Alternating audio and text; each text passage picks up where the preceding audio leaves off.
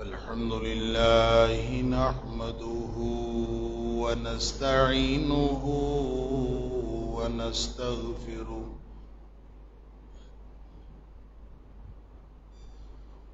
ونؤمن به ونتوكل عليه ونعوذ بالله من شرور أنفسنا ومن سيئات أعمالنا من يهده الله فلا مضل له ومن يضلل فلا هادي له وأشهد أن لا إله إلا الله وحده لا شريك له وأشهد أن محمدًا عبده ورسوله صلى الله عليه وسلم أرسله بالحق بشيرا ونذيرا بين يدي الساعة فمن يطع الله ورسوله فقد رشد واهتدى ومن يعص الله ورسوله فقد ضل وغوى فإنه لا يضر إلا نفسه ولا يضر الله شيئا نسأل الله ربنا أن يجعلنا ممن يطيعه ويطيع رسوله ويتبع رضوانه ويجتنب سخطه فإنما نحن به وله أما بعد فإن خير الحديث كتاب الله وخير الهدي هدي محمد صلى الله عليه وآله وسلم وشر الأمور محدثاتها وكل محدثة بدعة وكل بدعة ضلالة وكل ضلالة في النار فأعوذ بالله السميع العليم من الشيطان الرجيم من همزه ونفخه ونفثه بسم الله الرحمن الرحيم فآت ذا القربى حقه والمسكين وابن السبيل ذلك خير للذين يريدون وجه الله وأولئك هم المفلحون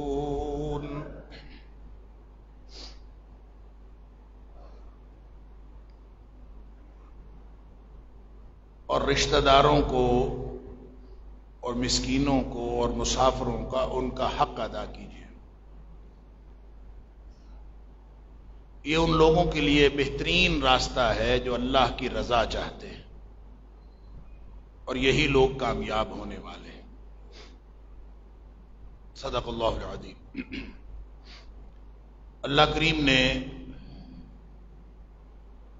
انسان کو جس فطرت، طبیعت اور نفسیاتی کیفیت پر پیدا فرمایا ہے وہ معاشرت پسند فطرت ہے۔ انسان اپنی اصل فطرت کے اعتبار سے نہ تو تنہائی پسند ہے اور نہ ہی یہ تنہا زندگی گزار سکتا ہے۔ اللہ نے جو مختلف رشتے ناتے، خونی رشتے، دیگر رشتے اور پھر انسانی رشتے، جتنے بھی رشتے اللہ کریم نے انسان کے بنائے ہیں، یہ فطری طور پر انسان کی ضرورت ہے۔ ان رشتوں میں سے اور ان تعلقات میں سے اور ان انسانی طبقات میں سے کسی کو کبھی بھی کوئی تکلیف پہنچے تو اس کا دکھ ہونا اور اس دکھ کے مداوے کی ایک ارج پیدا ہونا، ایک خواہش پیدا ہونا، یہ بھی ایک فطری بات۔ لہذا یہ ہو نہیں سکتا کہ کوئی انسان ہو اور اپنے کسی بھی رشتہ دار کو یا اپنے جیسے کسی بھی انسان کو دکھ درد میں دیکھے تو وہ تڑپ تڑپ نہ جائے، یہ ممکن نہیں ہے۔ انسان تڑپتا ہے اور پھر اس کے لیے وہ کوشش بھی کرتا ہے۔ اس کا تعلق اس بات سے نہیں ہے کہ وہ مسلمان ہے یا غیر مسلم ہے۔ اگر وہ انسان ہے تو اس کا تڑپ جانا ایک فطری امر ہے۔ پھر ان مصیبتوں اور ان تکلیفوں کا مداوع کرنے کے لیے وہ اپنی سی کوشش بھی کرتا ہے۔ یہ تو عام زندگی کا معاملہ ہے، عام انسانی کیفیات کا معاملہ ہے، اور جب کبھی بھی ہو کوئی انسان ایسا نہیں ہو سکتا کہ وہ اپنے ارد گرد کی دنیا سے بالکل لا تعلق رہ کے زندگی گزارے، ایسا ممکن نہیں۔ لیکن وہ جو کچھ کر رہا ہوتا ہے یا جو کچھ بھی وہ تعلق دوسروں کے ساتھ رکھ رہا ہوتا ہے، چاہے وہ اپنے ماں باپ ہیں، چاہے بہن بھائی ہیں، چاہے رشتہ دار ہیں، چاہے جو بھی ہیں، جن کے ساتھ بھی جو تعلق بھی ہے، اس کی وجہ اور اس کی بنیاد کیا ہے، اس سے فرق پڑتا۔ کس بنیاد پر وہ دوسروں سے تعلق رکھے ہوئے ہیں، وہ دوسروں کی خدمت کر کے کیا لینا چاہتا ہے، وہ دوسروں کے حق دے کر وہ کیا حاصل کرنا چاہتا ہے ان ریٹرن، وہ کیا چاہتا ہے، اس کی خواہش کیا ہے، اس کے پیچھے اس کا جذبہ کون سا کار فرما ہے، یہ اصل میں اس سے فرق پڑتا ہے۔ اور انسانوں کے اندر جو فرق ہے وہ یہی ایمان اور بے ایمانی کا ہے۔ جو مومن ہے وہ اپنے ایمان کی تازگی کے لیے، وہ اللہ کی رضامندی کے لیے یہی کام کرتا ہے، اور جو مومن نہیں ہے، جو غیر اہل ایمان ہے، جو غیر مسلم ہے، وہ بھی یہی کام کرتے ہیں، لیکن ان کا مقصد اللہ کی رضا حاصل کرنا نہیں ہوتا، کرتے وہ بھی۔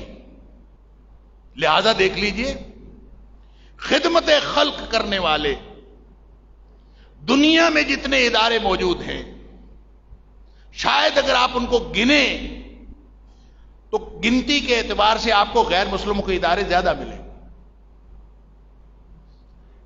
لیکن پیچھے جذبہ کیا ہے، کیوں کرنا چاہتے ہیں، یہ ہر ایک کا فرق ہے۔ اللہ کریم فرماتے ہیں کہ فآت ذی القربى حقہ والمسکین وابن السبیل، رشتہ داروں کو بھی ان کا حق دیجیے، اور جو مساکین ہیں ان کو بھی حق دیجیے۔ مسکین سے مراد وہ ہوتا ہے جو مکمل طور پر محتاج نہ ہو، اس کی آمدنی اس کی ضروریات زندگی پوری نہ کرتی ہو، اس کی ضروریات زیادہ ہوں اور اس کی آمدنی اس کو پورا نہ کرتی ہو۔ کہیں نہ کہیں سے آمدنی تو آتی۔ کوئی آدمی چھوٹا موٹا ذمہ دارہ کرتا ہے، کوئی چھوٹی موٹی جاب کرتا ہے، کوئی کسی دکان پہ نوکری کرتا ہے، کوئی کسی جگہ پہ، لیکن اس کے گھر کے افراد اتنے ہیں کہ اس کی ضرورت پوری نہیں ہوتی، وہ مسکین ہے، اور وہ زکوٰۃ کا بھی حقدار ہے۔ انما الصدقات للفقراء والمساکین، فقراء الگ ہیں، مساکین الگ ہیں۔ फुकरा वो होते हैं जिनके पास कुछ भी ना हो, और मसाकिन वो होते हैं जिनके पास कुछ हो लेकिन उनकी जरूरियात जिंदगी के लिए नाकाफी हो, वो भी ज़कात के मुस्तहिक हो। इस ज़कात के अलावा अल्लाह करीम ने हर मोमिन के, हर इंसान के माल में, जान में, अता की हुई नेमतों में अल्लाह ने उन लोगों के लिए हिस्सा रखा है जो उसके इर्द गिर्द पूरी जिंदगी में जिस सराउंडिंग्स में, जिस माहौल में वो जिंदगी गुजार रहा है, अल्लाह ताला ने उनका हिस्सा रखा। वफी अम्वालिहिम हक़्क़ुम मालूम लिस्साइल वल महरूम, अल्लाह ने उनके मालों के अंदर हिस्सा रखा है, और वो उनके लिए भी है जो मांगने के लिए आ जाते हैं, और वो उनके लिए भी है जो मांगते ही नहीं। महरूम है, आपको मालूम है कि महरूम है, उनके लिए हिस्सा रखा। ये वो कैफियत है जो उमूमी जिंदगी के अंदर इंसानों के अंदर मौजूद होती हैं, लेकिन वो जज्बा पीछे क्या कार फरमा होता है। अगर तो अल्लाह को राजी करना मकसद हो तो फिर ये कोई माना नहीं रखती ये बात कि आपको इन रिटर्न वो क्या दे रहा है, आपके साथ ताल्लुकात उसके कैसे हैं। आपका रिश्तेदार है, आप उसके साथ अच्छा सलूक क्यों करें? क्योंकि वो आपसे अच्छा सलूक करता ही नहीं है। वो आपसे अच्छा सलूक करे या न करे, ज़ालिका खैरुल लिल्लज़ीना युरीदूना वजहल्लाह, ये मामला उनका है जो अल्लाह की रजामंदी चाहते हैं। रिश्तेदारों से हुस्न सलूक करके वो रिश्तेदारों से बदला नहीं चाहते, वो अल्लाह की रजामंदी चाहते हैं। हमारे यहां रिश्तेदारों के साथ हुस्न सलूक तो दूर की बात, महीने और साल और पूरी पूरी उम्र गुजर जाती है, लोग एक दूसरे के साथ बात करना पसंद नहीं करते। क्यों?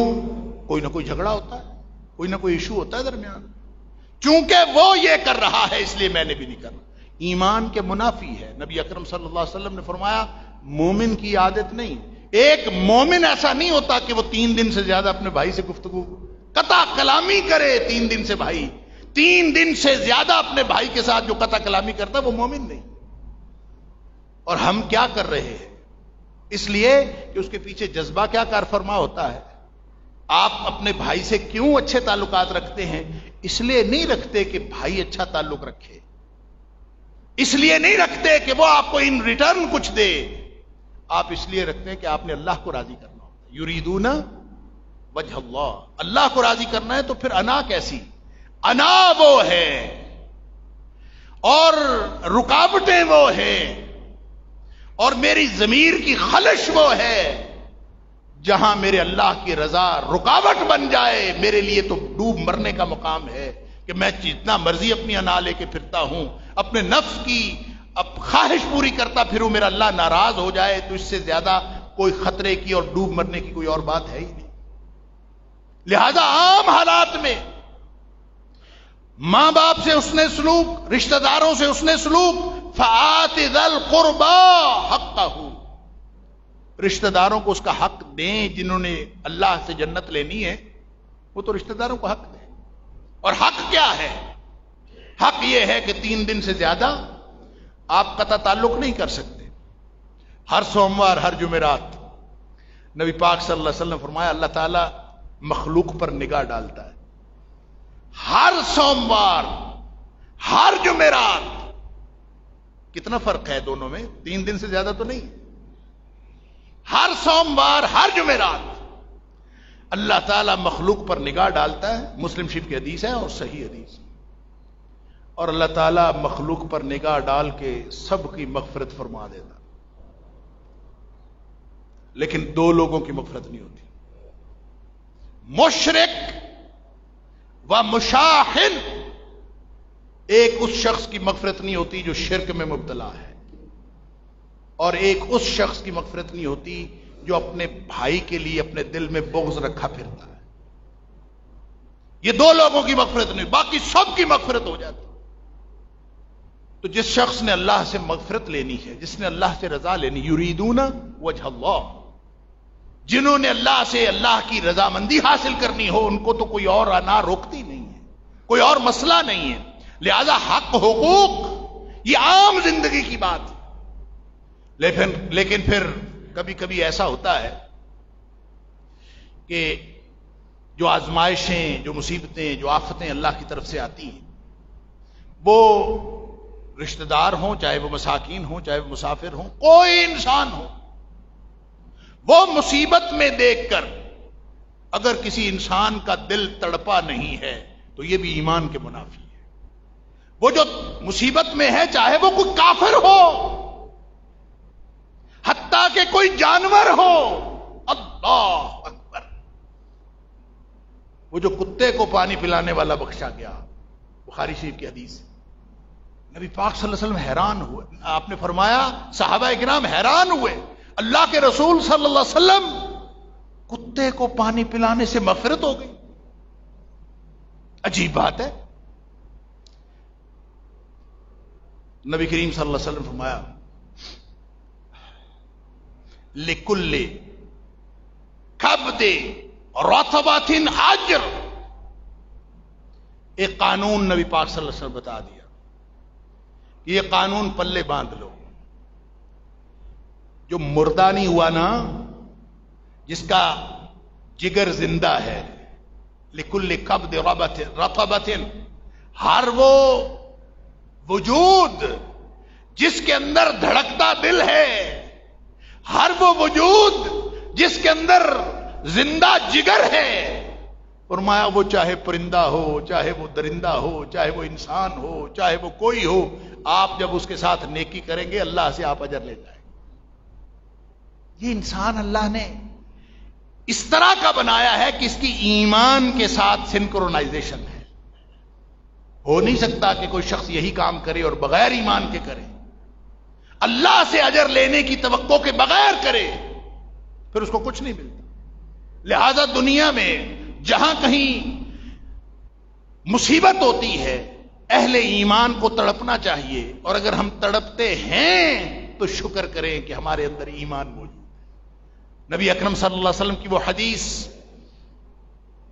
تری المؤمنین فی تراحمہم وتوادہم وتعاطفہم کمثل الجسد، آپ اہل ایمان کو دیکھیں گے، معاملہ ایمان کا ہے، بنیاد ایمان ہے، خدمت خلق ایمان کے بغیر کوئی حیثیت نہیں رکھتی۔ سن لیجئے، خدمت خلق ایمان کے بغیر کوئی حیثیت نہیں رکھتی، آپ کرتے جائیں، ساری زندگی کرتے جائیں۔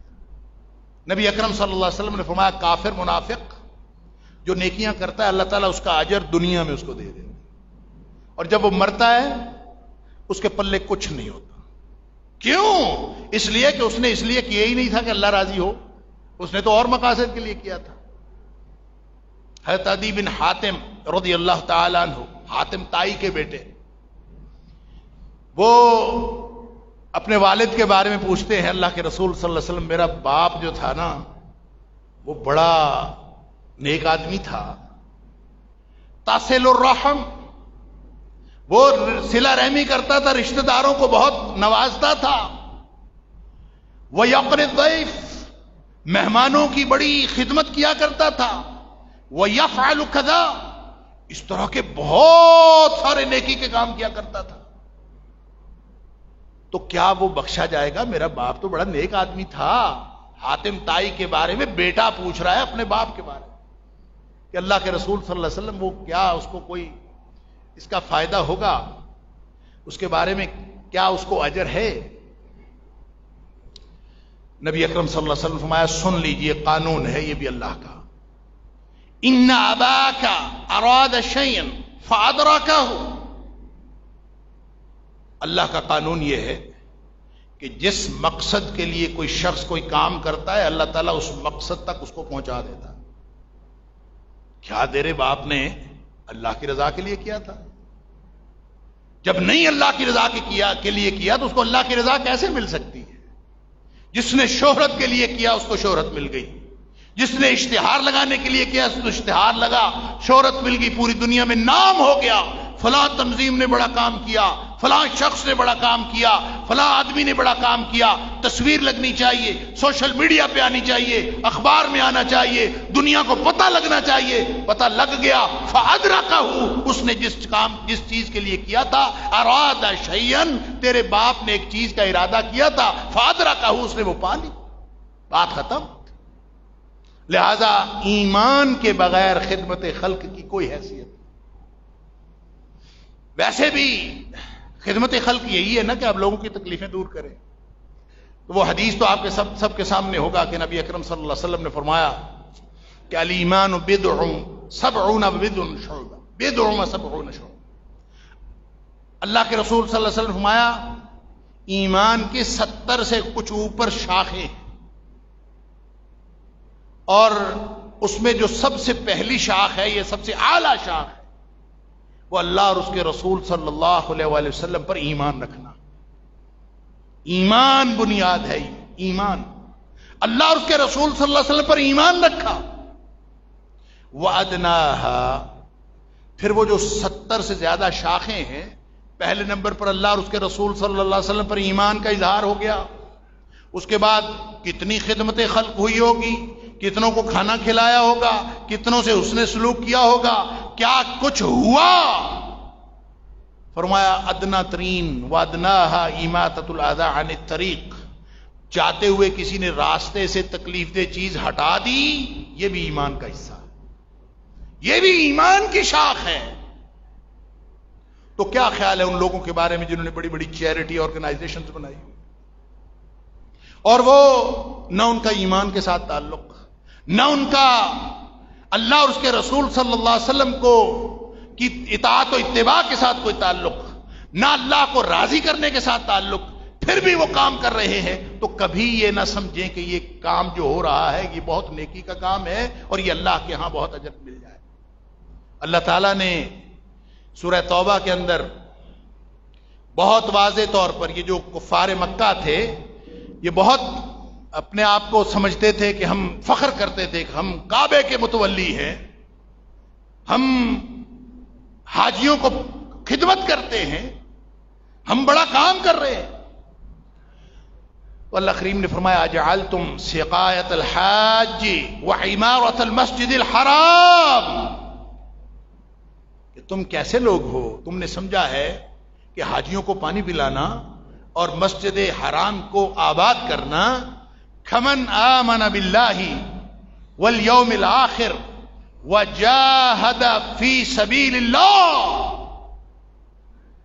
تم نے یہ سمجھ رکھا ہے کہ یہ پانی پلانا حاجیوں کو اور یہ تمہارے خیال میں مسجد کی آبادی کر لینا، یہ اللہ پر ایمان رکھنے، آخرت پر ایمان رکھنے اور اللہ کے رستے میں جہاد کرنے کے برابر ہو گیا. لا یستوون، یہ کبھی برابر نہیں ہو سکتا. تم نے کیا سمجھ رکھا؟ لہذا وہ 1 روپیہ، 1 ٹکا، 1 ٹہنی اٹھا کے ادھر رکھ دینا، ایک چھوٹی سی حرکت جو اللہ کی رضا کے لیے ہوئی ہے، وہ کروڑوں کے فنڈ دینے سے کہیں زیادہ بہتر، جو ایمان کی بنیاد پر ہوئی ہے. کیونکہ ایمان کے بغیر اس کی کوئی حیثیت نہیں ہے. اگر ایمان موجود ہے تو وہ مصیبت اپنے اوپر آئے تو بھی رحمت ہے، وہ مصیبت کسی دوسرے مسلمان کے اوپر آئے تو بھی رحمت ہے. دونوں اعتبار سے رحمت ہے. مصیبتیں تو آتی ہیں، اور آتی کیوں ہیں؟ اپنے کرتوتوں کی وجہ سے آتی. قرآن نے کہا ظہر الفساد فی البر والبحر بما کسبت ایدی الناس، خشکی اور تری میں بگاڑ پیدا ہو گیا، سارا نظام بگڑ گیا. کیوں بگڑا؟ بما کسبت ایدی الناس، لوگوں کے کرتوت ایسے، لوگوں کے کرتوتوں کی وجہ سے نظام بگڑا ہے. اللہ اکبر. جس دور میں بارشوں کی ضرورت تھی، نماز استسقاء کر کر کے تھک گئے، بارش نہیں آئی.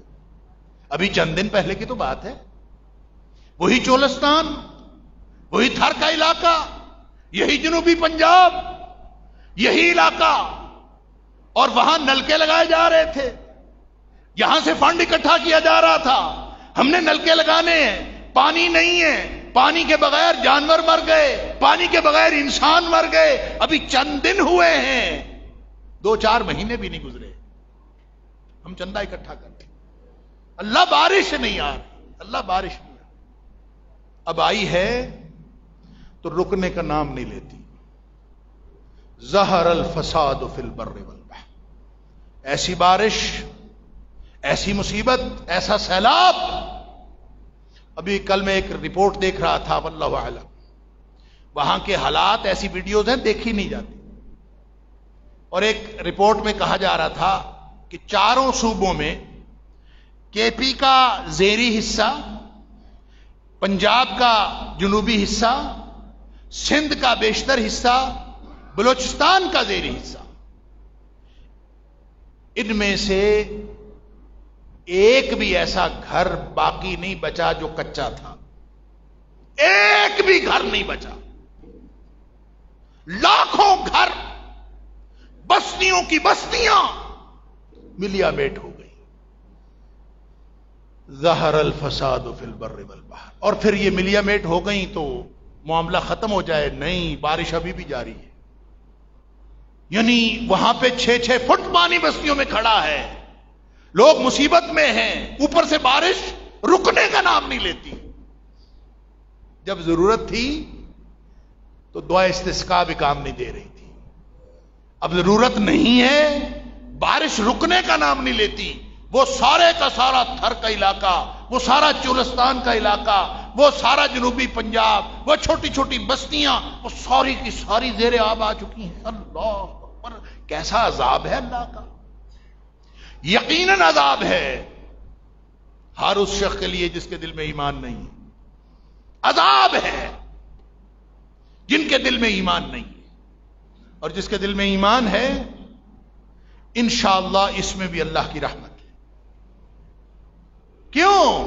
اس لیے کہ نبی اکرم صلی اللہ علیہ وسلم نے فرمایا معاملہ ہمارا دنیا کا نہیں ہے، ہمارا معاملہ آخرت کا ہے۔ جس کو سیلاب سے ہر چیز تباہ و برباد ہو گئی، اور جس کی تباہ و برباد نہیں ہوئی، ہم ٹھنڈے کمروں میں رہنے والے، محفوظ گھروں میں رہنے والے، اور بڑے آرام سے زندگی، عیش و آرام سے زندگی گزارنے والے، امتحان ہمارا بھی ہے، امتحان ان کا بھی، مرنا ہم نے بھی ہے، مرنا انہوں نے بھی ہے۔ تو جب وہ مصیبت میں مبتلا ہے تو اصل امتحان ان کا نہیں ہے، اصل امتحان ہمارا ہے۔ اپنے ایمان کو ٹٹولو، کون کون وہاں پہنچا ہے؟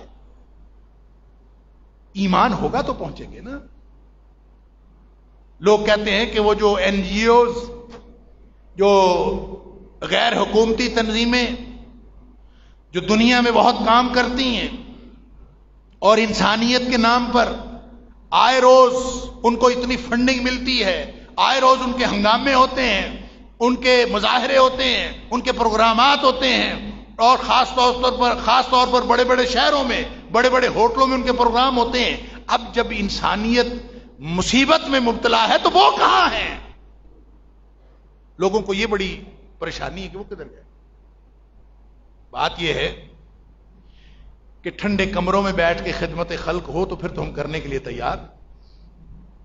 آپ کو پتہ ہے کہ مغرب میں آپ چلے جائیں، جتنے مسلمان وہاں رہتے ہیں، یورپ اور امریکہ میں، وہ کوشش یہ کرتے ہیں ہر جمعے، ہر ہفتے وہ کوئی نہ کوئی چیز خیرات کریں، چاہے وہ 10 پاؤنڈ دیں، چاہے 5 پاؤنڈ، $5، وہ کوشش کرتے ہیں ہر جمعے کوئی نہ کوئی چیز نکال لیں۔ کیوں؟ اس لیے کہ ان کے پاس کرنے کو کچھ اور ہے ہی نہیں، وہ کوئی خدمت نہیں کر سکتے۔ وہ سمجھتے ہیں کہ 5-10 پاؤنڈ دینے سے اگر جنت ملتی ہے تو ہر ہفتے نکال دینے میں کوئی حرج نہیں، لہذا بڑا بزنس ہے وہاں پہ چیریٹیز کا، کیونکہ پیسے بہت اکٹھے ہوتے ہیں۔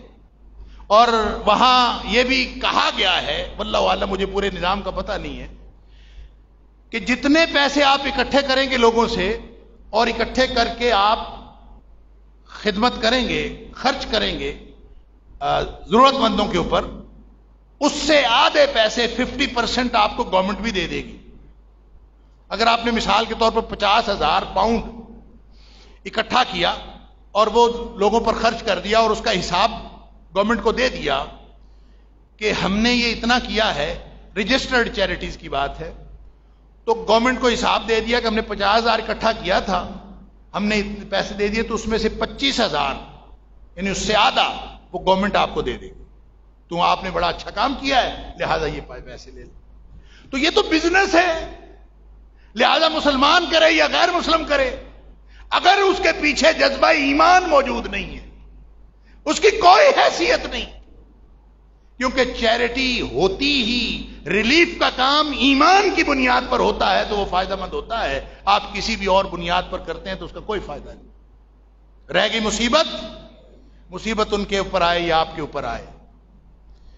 اگر ہم ایک جسم ہیں، کمثل الجسد، اللہ کے رسول صلی اللہ علیہ وسلم نے فرمایا مومن تو ایک جسم ہوتے ہیں، ان کی مہربانی، آپس کی شفقت، آپس کی محبت، آپس کا تعلق، آپس کا جڑاؤ، آپس کا کنیکشن ایک جسم کی طرح۔ اور جسم کیسے ہوتا ہے؟ ہم نے کبھی کہا ہے کہ یہ پاؤں یہ دور کا ہے، اس کا میرے ساتھ تعلق نہیں ہے، ہاتھ کا فاصلہ ذرا زیادہ ہے، اس کا میرے ساتھ تعلق نہیں، سر میں کچھ ہوگا تو اس کے لیے تو میں ذرا تڑپوں گا، پاؤں کی خیر ہے نہیں، جسم ہے تو چاہے آپ کو پاؤں کے انگوٹھے کی ٹپ کے اوپر کوئی تکلیف ہو، وہ تکلیف آپ پورا جسم تڑپ جاتا ہے۔ فرمایا اہل ایمان تو آپس میں ایک جسم کی مانند ہو، لہذا کیسے ہو سکتا ہے کہ ایک عضو مصیبت میں مبتلا ہو، ایک عضو کو، وہ بھلے جنوبی پنجاب میں ہو، وہ سندھ میں ہو، وہ چاروں صوبوں میں ہو، وہ کسی اور ملک میں ہو، وہ مصیبت میں مبتلا ہو، اہل ایمان کے اندر کوئی تڑپ پیدا نہ ہو، یہ ہو نہیں سکتا۔ اگر تو جسم ہے، اگر ایمان ہے تو پھر جسم ہے، اور اگر جسم ہے تو فرمایا کہ پھر ہو نہیں سکتا کہ ایک عضو میں تکلیف ہو۔ اور تداعى له سائر جسده بالسهر والحمى، پورا کا پورا جسم راتوں کی نیند اڑ جاتی ہے اور بخار میں مبتلا ہو جاتا ہے، جا کے ڈاکٹر سے آپ پوچھتے ہیں، وہ کہتا ہے جی انگوٹھے میں انفیکشن ہوا ہے جس کی وجہ سے پورا جسم جو ہے بخار میں مبتلا، پوری نیند اڑی ہوئی ہے۔ آپ کے جسم کے کسی حصے میں انفیکشن ہو، آپ کے پورے جسم میں تکلیف ہوتی ہے۔ اگر اہل ایمان کسی مصیبت میں پڑے ہیں تو یہ اسی طرح امتحان ہمارا ہے جس طرح امتحان ان کا ہے، بلکہ میں سمجھتا ہوں ہمارا امتحان زیادہ ہے۔ نبی پاک صلی اللہ علیہ وسلم نے فرمایا الانبیاء ثم الامثل فالامثل، اللہ نے ایک ترتیب بنائی ہے ایمان کی مضبوطی کی بنیاد پر۔ سب سے اوپر انبیاء ہوتے ہیں، الانبیاء سب سے اوپر انبیاء ہوتے ہیں، ثم الامثل فالامثل، پھر ایمان کے اعتبار سے نیچے کو درجے ہوتے ہیں، پھر اس کے بعد درجہ، پھر اس کے بعد درجہ، جو اللہ نے لوگوں کے درجے ایمان کی بنیاد پر بنائے۔ فرمایا یبتلی الرجل علی حسب دینہ، ہر انسان پر جو آزمائش آتی ہے وہ اس کے ایمان کی سطح کے برابر آتی ہے۔ جس طرح کا ایمان ہے اس طرح کی اس کے اوپر مصیبت آتی ہے۔ انبیاء کے اوپر بہت بڑی بڑی مصیبتیں آئیں، پھر اس کے بعد جس کا ایمان ہے، پھر اس کے بعد جس کا ایمان ہے، ہر ایک کے اوپر اللہ اکبر۔ فرمایا کہ وَإِن كَانَ دِينَهُ صُلُبًا، اگر اس کے دین کے اندر مضبوطی ہے، وہ تگڑا ہے، کردار پختہ ہے، ایمان اعلیٰ ہے، اشتد بلاؤہ، تو اس پر آنے والی مصیبت ہے وہ بھی بہت سخت ہوتی ہے۔ سخت مصیبتیں، بڑی مصیبتیں، وہ اعلیٰ ایمان کی علامت ہیں۔ جن کو اللہ نے مصیبت میں مبتلا کیا ہے، اگر دل کے اندر ذرا بھی ایمان ہے تو یہ مصیبت تو ایسی ہے سبحان اللہ کہ ایک مصیبت کسی کو ذاتی طور پر آئے یا اس کے والدین کو مصیبت آئے، اس کی اولاد کو مصیبت آئے، اس کے گھر والوں کو مصیبت آئے، تو تکلیف تو ہوتی ہے نا. سب سے زیادہ تکلیف سنا ہے اولاد کی ہوتی ہے.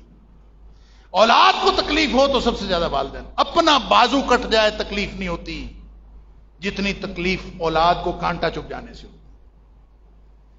نبی اکرم صلی اللہ علیہ وسلم لا یزال البلاء بالمؤمن والمؤمنہ. کسی مومن اور مومنہ کو، کسی عورت کو، کسی مرد کو کوئی مصیبت آئے، پریشانی کی بات کیا ہے، مصیبت آئی ہے، وہ رہی ہے، حتی یترکہ یمشی علی الارض. مصیبت آئی، اب وہ بیچارہ مصیبت کے بعد چل پھر تو رہا ہے نا. پانی ہے 6 فٹ کا، اس میں بھی چل رہا ہے. 2 فٹ کا پانی گھر میں گھس گیا، گھر گر گیا، چل پھر تو پھر بھی رہا ہے. وہ بیچارہ رو رو کے اپنا تھوڑا بہت جمع پونجی اٹھا کے باہر نکل رہا ہے. فرمایا حتی یترکہ یمشی علی الارض. زمین پہ چلتا پھرتا تو آپ اس کو دیکھتے ہیں، مصیبت جو آئی ہے چلتا پھرتا اس کو دیکھتے ہیں.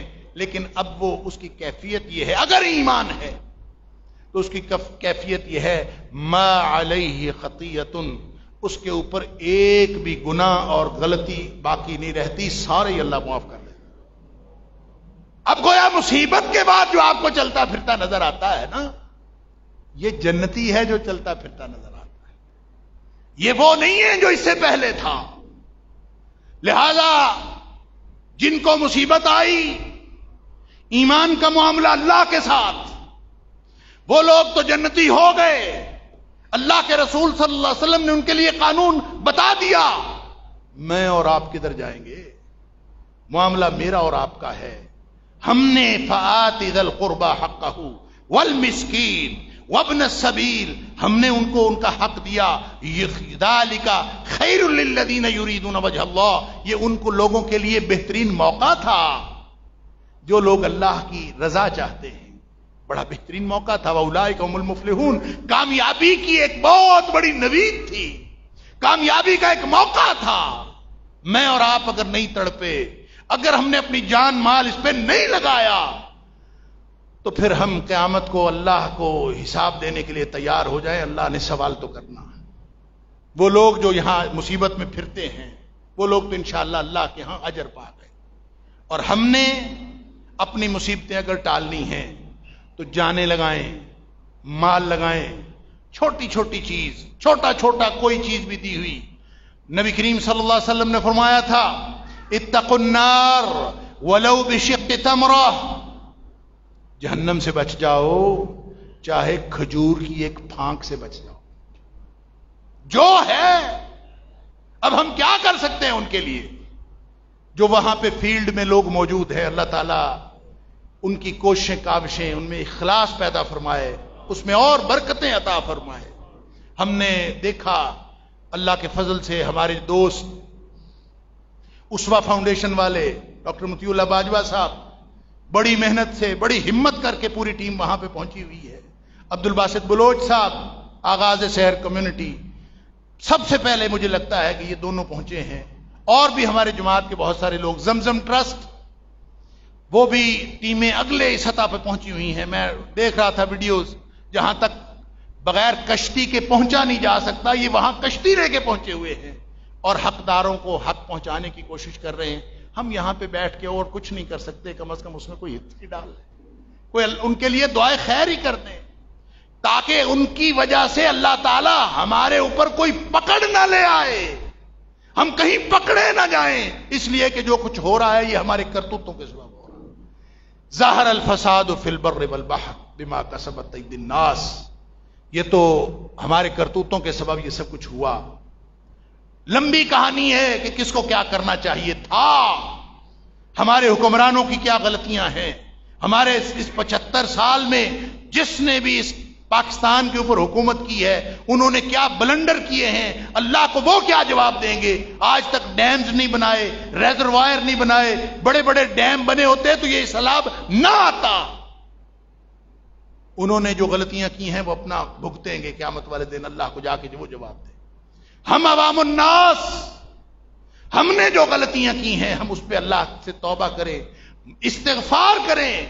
اور نبی اکرم صلی اللہ علیہ وسلم کا فرمان ہے العبد آمن من عذاب اللہ مستغفر اللہ.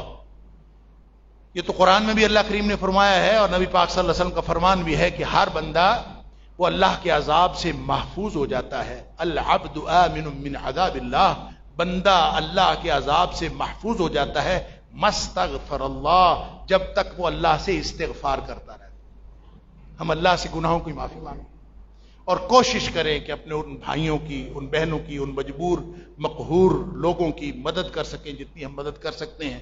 تو ان سب کے ساتھ جتنی بھی تنظیمیں وہاں پہ کام کر رہی ہیں، اگر آپ خود وہاں جا کے نہیں کر سکتے تو کم از کم یہاں سے مدد تو کر سکتے ہیں. یہ وقت کا تقاضا ہی نہیں، ہمارے انجام کے لیے ضروری ہے کہ ہم آخرت میں اللہ کے ہاں سرخرو ہو جائیں. وآخر دعوانا الحمدللہ.